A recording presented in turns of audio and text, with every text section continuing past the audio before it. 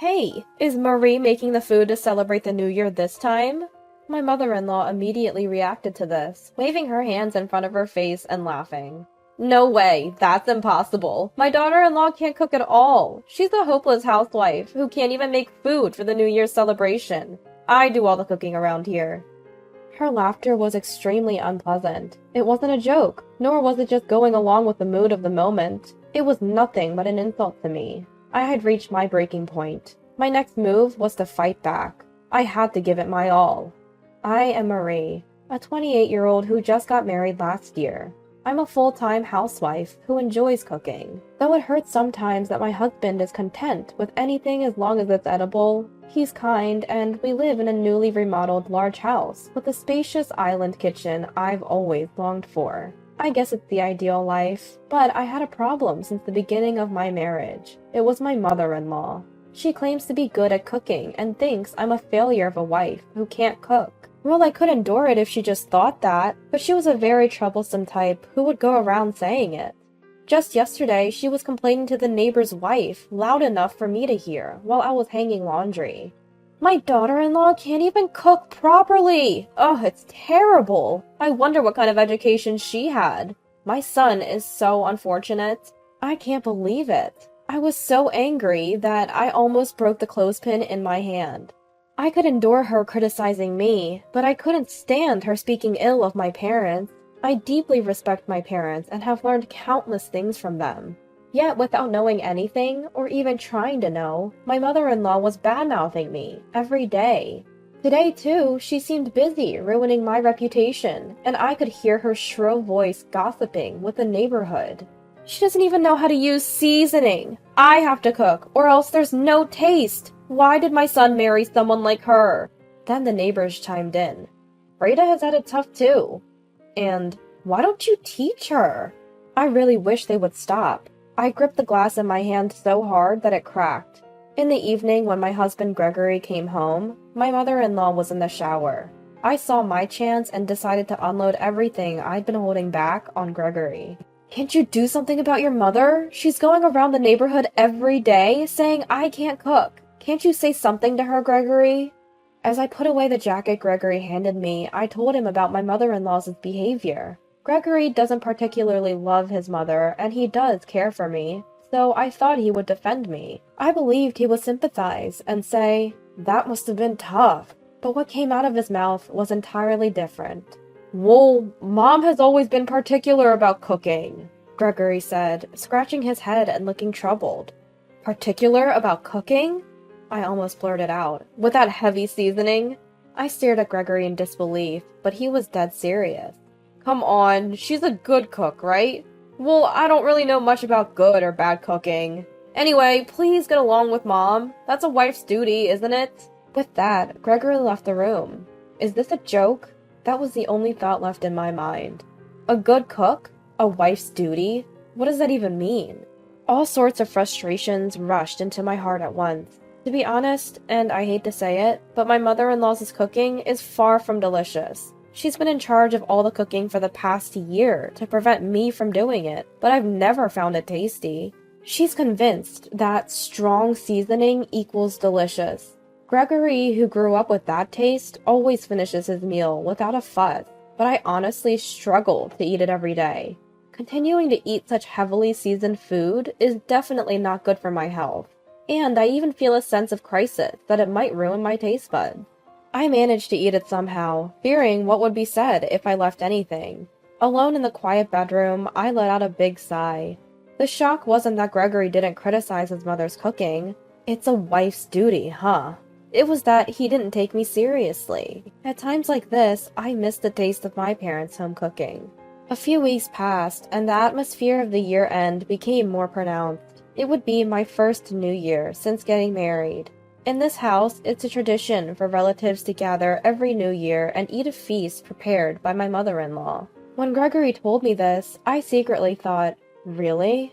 Even though I just responded with, oh. The relatives who come to eat my mother-in-law's cooking every year must be used to it by now, but I can't help but feel sorry for them.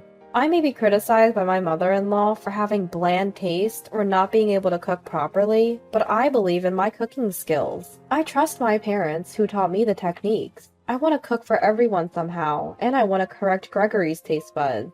With that determination, I decided to ask my mother-in-law, even though I knew it was a long shot. "Mother-in-law? About the food for the New Year's celebration?" I called out to her back as she was energetically taking out large plates and pots in the kitchen. "I'll help too." But the mother-in-law who turned around had already refused with her expression. "Marie, you can't even cook properly, so how can you make food for the New Year's celebration? You know that not just our family, but all the relatives are gathering, right?" "That's why I'm saying this. I married into this family. It's my duty as a wife to—" I desperately argued, but my mother-in-law just shook her head. "No, no. Do you want to create a weird atmosphere right at the beginning of the new year? Everyone comes to eat my cooking. We can't disappoint them. If you understand, please don't get in the way." I could only bite back my frustration as I stared at her turned back. The new year arrived and the relatives began to gather. There were about 20 of them, more than I thought. Most of them I hadn't seen since the wedding. "Marie, Happy New Year!" "Oh my, it's been a while. Have you gotten used to married life yet?" I guided them to the very spacious dining room, exchanging greetings with each of the relatives who crowded in. When I first came to this house, I was surprised by its vastness, but it seems the unusually large dining room was designed for occasions like this. In the dining room, my mother-in-law was already talking with the relatives who had arrived. At that moment, one of the relatives said, "By the way, is Marie making the feast this year?" My mother-in-law immediately reacted to this, waving her hands in front of her face and laughing. "That's impossible. My daughter-in-law can't cook at all. She's a hopeless housewife who can't even make a New Year's celebration meal. I do all the regular cooking, you know." Her laugh was very unpleasant. It wasn't a joke, nor was it just going along with the mood. It was simply an insult to me. I had reached my breaking point. "Mother-in-law? Then please, let me make the New Year's celebration meal. If it tastes bad, how about you make a palate-cleansing dish?" The room went quiet at my proposal. After a beat, the relatives began to murmur. "Well, I don't want bad food, but—" "Well, but experience is everything. Isn't it fine?" "Yeah, if it fails, Frida will take care of it, it seems." My mother-in-law, who had been silently listening to the relatives' conversation, seemed to give up, sensing that the mood was shifting towards "let's let Marie try." "Well then, I'll let you practice this year." Her words hinted at reluctance, but now I could cook. "Ladies and gentlemen, please indulge this hopeless housewife's whims this year." Oh, I had plenty to say to her. My heart was filled with the fact that I could cook proudly in front of all these witnesses. Now it's time for a counterattack. All that's left is to give it my all. In conclusion, the cooking was perfect. Before the beautifully arranged feast on the large plate, exclamations of admiration rose from the relatives. "Wow, it looks delicious! Well done, Marie! Really, this isn't something just anyone can make." Among such comments, my mother-in-law, who had gone shopping for the palate-cleansing dish, returned and glanced at my cooking. Looks good, I guess, but it's probably tasteless."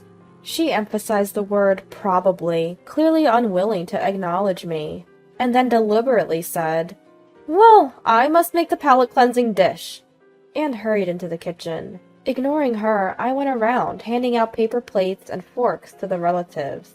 "Everyone, please enjoy." Even as she headed to the kitchen, my mother-in-law's back was clearly focused on us. The relatives, in turn, took the food and tasted it.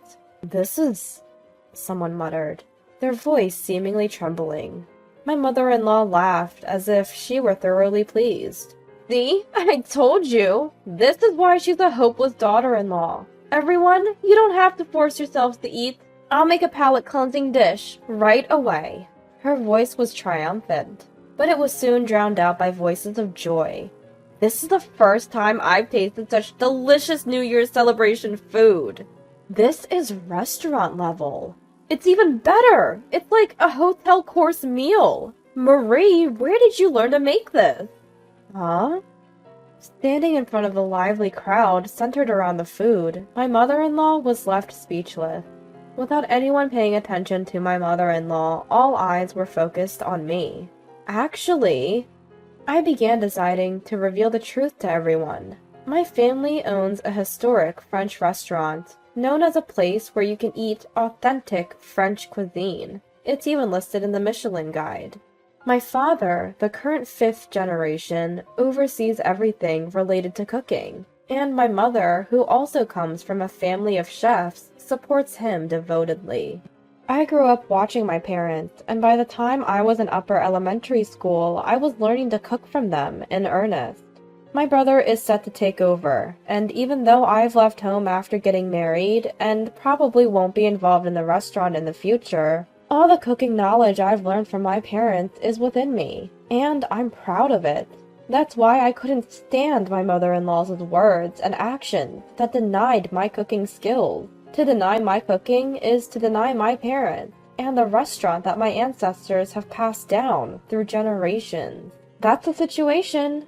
Actually, I did tell you before we got married, mother-in-law. My mother-in-law, who tends to disregard others and look down on me, seemed to think of me as just a daughter of a small country restaurant. Furthermore, Gregory, who is utterly indifferent to food, probably doesn't even understand the difference between a family restaurant and authentic French cuisine. I can't help but wonder why I married into this family. Marie! When I turned to the voice calling me, several eyes were looking at me, somewhat hesitantly, but expectantly. Can we eat more? I want to eat more too! Despite the substantial volume of the feast I had prepared, it had been completely consumed. Suddenly, I felt a surge of happiness, and almost cried. Being praised for the food I made should have been normal before I got married, but it seems I had completely forgotten that feeling in the past year. Yes, I'll make more right away! I dashed out of the room, passing by my mother-in-law, who was still standing still. Come to think of it, she had bought some ingredients. I decided to serve these people with all my might, no matter what I might be told later. Mother-in-law, I'll use the ingredients, okay? I gave a warning, but as I thought, there was no response. The ingredients were left as they were in the kitchen. As I reached to look inside the supermarket bag, someone entered the kitchen. Will you teach us how to cook too? I looked up to see about 5 women standing in a row. They ranged in age, from around my age to about my mother-in-law's age, but their eyes all sparkled the same way. The food was so delicious. We want to be as good as you. In retrospect, those words must have changed something inside me. I had never thought about teaching cooking before, but if there were people who felt that way about me, and if I could be of any help, I wanted to teach as much as I could. That's what I thought. With pleasure! I answered with a smile, and the room burst into excitement. Everyone was talking about how they would surprise their husbands by becoming good at cooking. And so, the impromptu cooking class began. Watching us cook with serious faces from a distance, my mother-in-law was silently cleaning up, and the finished dishes were met with more praise. I have to say, I actually found Frida's cooking a bit too salty for my taste.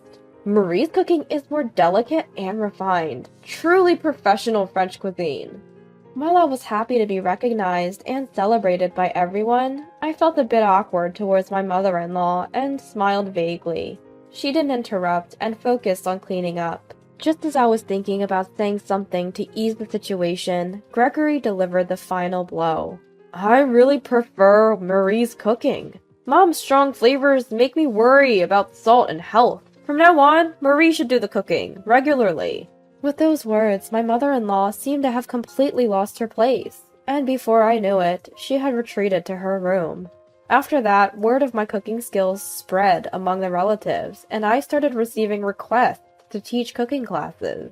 At first, I hesitated, but remembering the excitement of the small cooking class I held on New Year's, and thinking that if people wanted my cooking skills, I accepted the request. Word of mouth spread quickly, and before I knew it, I was being featured in the media as a housewife who cooks authentic French cuisine. Now I receive teaching requests from all over the country. Life is truly unpredictable, and this was an unexpected turn of events, but I even had a conversation with my father in a cooking magazine. As for my mother-in-law, who had been spreading the word in the neighborhood that I was a bride who couldn't even cook properly, she stopped commenting on cooking altogether after that day. She stopped cooking altogether, and now I hold all the authority over cooking in the house. And we live peacefully, albeit busily.